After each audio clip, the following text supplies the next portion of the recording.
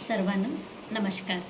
आज श्रावणातील दुसरं शुक्रवार आहे. आमच्या इथे कर्नाटकमध्ये वरमहालक्ष्मी व्रत म्हणून खूप सुंदर रीतीनं केलं जातो. इथे महाराष्ट्रामध्ये सुद्धा खूप जण केले जातात आणि त्याच्यामुळे काय होतं, एक सकारात्मक ऊर्जा, पॉझिटिव्ह वाइब्स आपल्या सर्वांमध्ये येते. पूजे, व्रत, वैकल्य, उपवास करताना तरी आपल्या मनामध्ये आपण चांगला विचार आणण्यासाठी प्रयत्न करतो. ते सुद्धा एक मेडिटेशनच आहे. आता आपण पाहूया.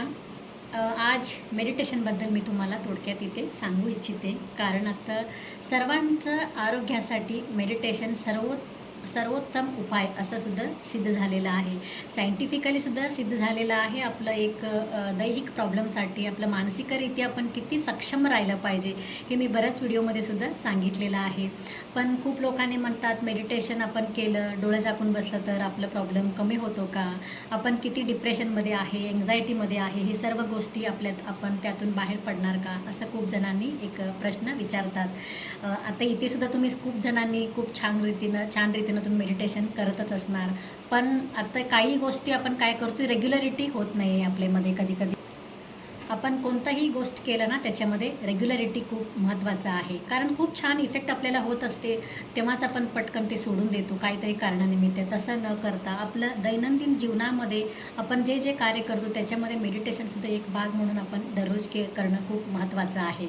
आणि डोळं झाकून बसलं तर खूप विचार येतात, भीती वाटतो आणि उठून जावावं वाटतो. सर्वांसाठी नाही सांगते मी, एक 10% लोकांना असा खूप प्रॉब्लेम आहे. मेडिटेशन करताना इरिटेट का होते, ज्यावेळी तुम्ही शांत बसतात त्याचवेळी विचारांचा साठा तुम्हाला अटॅक करतो. तो साठा कमी करण्याचं कामच आपण मेडिटेशनमध्ये केलं जातो. मेडिटेशन म्हणजे संपूर्ण विचार स्टॉप होणं, म्हणजे आपण गौतम बुद्ध झालं असतं. मेडिटेशनमध्ये येणारा विचारांचा साठा कमी करणं म्हणजे मेडिटेशन आहे. एक वेळ असं येते ना, तुम्ही शांत, निर्मोही, एकदम रिलॅक्समध्ये जेव्हा होता ते घडतो.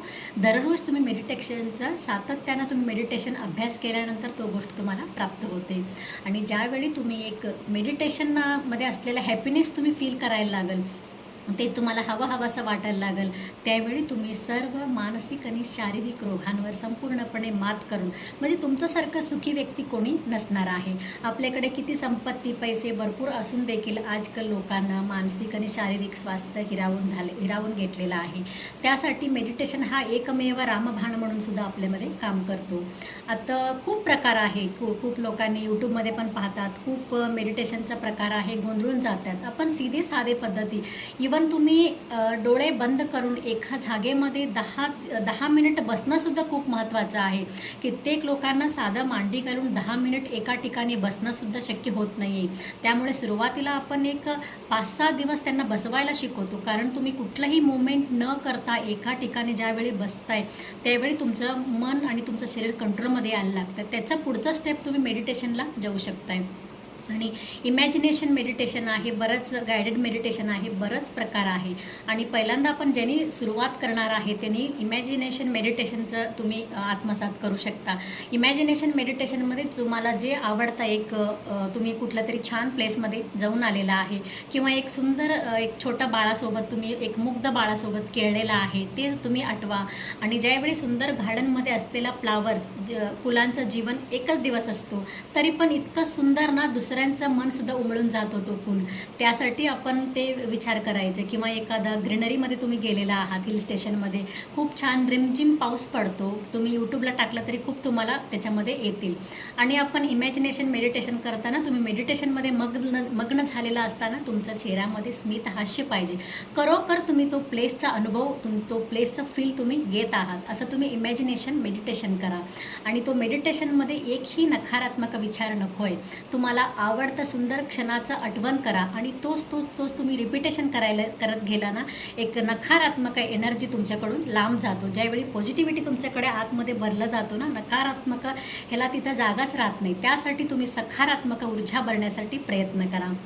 ज्यावेळी तुम्ही खूप सकारात्मक होता त्यावेळी तुमच्या विचारांमध्ये खूप सुंदर सुंदर विचार यायला लागतो. एक नकारात्मकता आपल्यापासून निघून जातो ना, त्यावेळी तुमचं मन हलकं व्हायला लागतो. तुमचं कोणताही डिसीज उद्भवणार नाही. ज्यांना BP, शुगर, थायरॉइड, आर्थरायटिस बरंच प्रॉब्लेममध्ये आता लोक त्रस्त आहे. त्यामुळे तुम्ही ते थोडं तरी का होईना एक 10-10 मिनटं तुम्ही बसायला सुरुवात करा.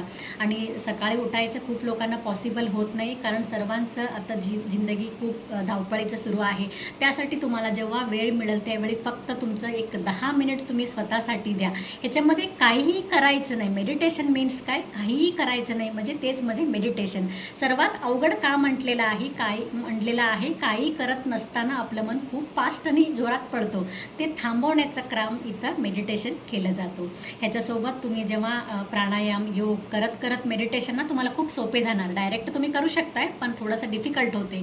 तुमचं मन एकाग्र आणि कंट्रोल होतच नाही आहे. आता त्याला वेळ लागतो. ज्यावेळी तुम्ही श्वासावर इथं कंट्रोल करायला शिकवलं जातो प्राणायामामध्ये, आसनांमध्ये तुमच्या शरीरावर बॅलन्स मिळवला जातो. बॅलन्सिंग भरपूर आसन आहे. त्यासाठी तुम्ही सर्व करत आपण मेडिटेशनला जास्तीत जास्त प्रेफरन्स द्या. आजचं घडीला खूप महत्त्वाचं आहे मेडिटेशन, कारण प्रत्येकांना काही ना काहीतरी प्रॉब्लेम आहे. त्यातून बाहेर पडून सुंदर जीवन जगण्यासाठी आपण दररोज 10 मिनिट मेडिटेशन करणं खूप महत्त्वाचं आहे. एवढंच मी सांगू इच्छिते. धन्यवाद.